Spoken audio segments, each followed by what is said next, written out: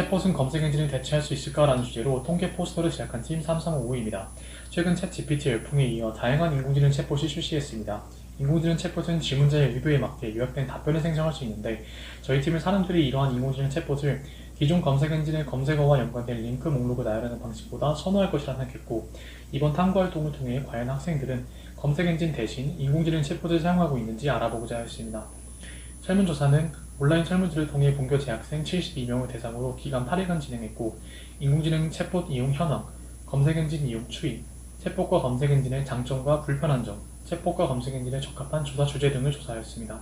탐구활동을 통해 도출될 결과에 대한 가설로 첫째, 학생들의 인공지능 챗봇 이용률이 높을 것이고 둘째, 검색엔진의 이용률이 감소하고 인공지능 챗봇의 이용률이 증가했을 것이며 셋째, 검색엔진과 챗봇은 각각 적합한 조사 주제가 다를 것이다 등을 설정하였습니다.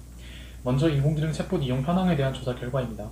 인공지능 챗봇을 이용하고 있는 학생은 93%, 임용 67명으로 대다수의 학생이 챗봇을 이용하고 있음을 알 수 있었고 챗봇을 이용하지 않는 경우에는 검색 엔진이 더 편하기 때문에 챗봇을 모르고 있었다, 챗봇 이용이 어렵다 등의 이유를 확인할 수 있었습니다.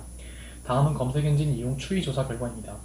검색 엔진의 이용 빈도가 상시 사용인 인명이 챗봇을 이용하기 전 29명이었던 것이 챗봇을 이용하고자 16명으로 줄어들었으며 검색 엔진의 이용 빈도가 전혀 사용하지 않음인 인명은 챗봇 이용 전으로 2명에서 1명으로 감소하여 크게 변화가 나타나지 않았습니다.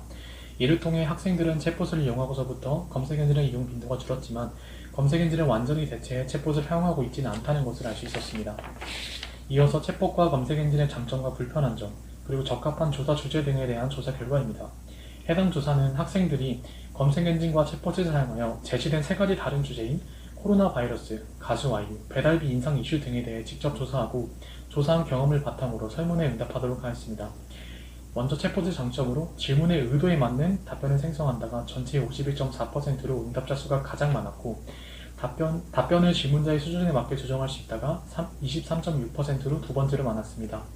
챗봇의 불편한 점으로는 잘못된 정보를 제시하는 경우가 있다가 전체 31.9%로 응답자 수가 가장 많았고 이미지 자료를 검색하지 못한다가 전체 30.6%로 두 번째로 많았습니다.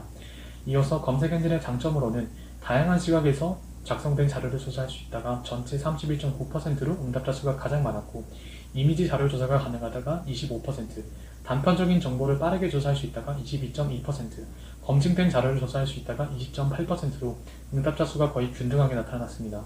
검색 엔진의 불편한 점으로는 검색어를 잘 작성해야 원하는 정보를 찾을 수 있다가 전체 37.5%로 응답자 수가 가장 많았고 자료가 통일되지 않고 서로 다른 정보를 주장하고 있다가 전체 31.9%로 두 번째로 많았습니다. 그 다음은 챗봇과 검색 엔진에 적합한 조사 주제에 대한 조사 결과입니다. 조사 주제는 연예 이슈, 사회 이슈, 특정 지식, 문제풀이, 기타로 총 5가지 주제가 있으며 여기서 특정 지식이란 특정 주제에 대한 지식을 말하고 코로나 바이러스의 정의, 코로나 바이러스의 감염 경로 등을 예로 들 수 있습니다. 챗봇을 사용하여 조사하는 데 적합한 주제로 문제풀이가 전체 40.3%, 특정 지식이 38.9%로 응답자 수가 많았으며 검색 엔진을 사용하여 조사하는 데 적합한 주제로는 사회 이슈가 36.1%, 특정 지식이 19.2% 순으로 응답자 수가 많았습니다. 설문 결과 학생들은 인공지능 챗봇의 간단한 입력으로 정교한 답변을 얻을 수 있는 점을 좋게 생각하며 잘못된 정보를 제시하거나 이미지 자료를 검색하지 못하는 점을 챗봇의 한계점으로 생각하고 있습니다. 검색 엔진은 다양한 시각, 유형의 자료들을 조사할 수 있고 단편적인 정보는 빠르게 찾을 수 있는 점을 좋게 생각하며 검색어를 간단히 입력해서 원하는 정보를 찾지 못하는 것을 검색 엔진의 한계로 생각하는 것을 알 수 있었습니다. 탐구 활동을 통해 저희는 챗봇이 검색 엔진을 대체할 수 있는가에 대해서 챗봇의 답변 생성 능력을 이용하지만 챗봇을 통해 조사할 수 있는 자료의 한계 때문에 학생들에게 현재 인공지능 챗봇은 검색 엔진을 완전히 대체하기는 어려운 것임을 알 수 있었습니다.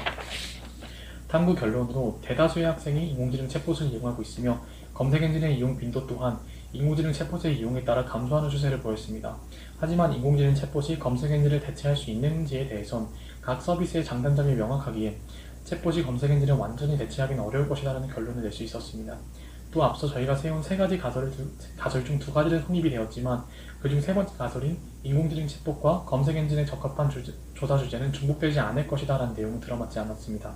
학생들이 문제풀이와 특정 지식을 조사하는 데 인공지능 챗봇을 주로 사용하며 사회 이슈와 특정 지식을 조사하는 데 검색 엔진을 주로 사용하는 것을 알 수 있습니다. 향후 검색 시장을 선점하는 플랫폼은 검색 엔진과 챗봇의 장점을 결합한 플랫폼이 될 것 같고, 이에 우리나라의 검색 엔진 기업도 인공지능 기술 발전을 이루어 성장했으면 좋겠습니다. 실행한 조사의 한계점으로 교내 학생만을 대상으로 조사하여 전국 학생들의 의견을 일반화시키기엔 부족한 점이 있고, 챗봇을 이용하지 않는 학생이 적어서 이용하지 않는 이유를 다양하게 확인하기 어려웠으며, 또 탐구활동의 참여도를 고려하여 탐구활동의 조사 주제를 3가지로 한정했었지만 조사 주제가 더 다양했었다면 챗봇과 검색 엔진의 장점과 불편한 점, 그리고 적합한 조사 주제에 대한 의견을 더 다양하게 확인할 수 있을 것 같았습니다. 최근 트렌드 주제인 챗봇에 대해 관심이 많았고, 챗봇에 대한 학생들의 다양한 의견을 조사할 수 있어서 좋았습니다. 그 중에서도 조사를 통해 학생들이 생각하는 인공지능 챗봇과 검색 엔진의 장점과 불편한 점, 적합한 조사 주제 등의 유의미한 결과를 도출해낼 수 있어서 좋았습니다. 이상으로 발표를 마치겠습니다. 감사합니다.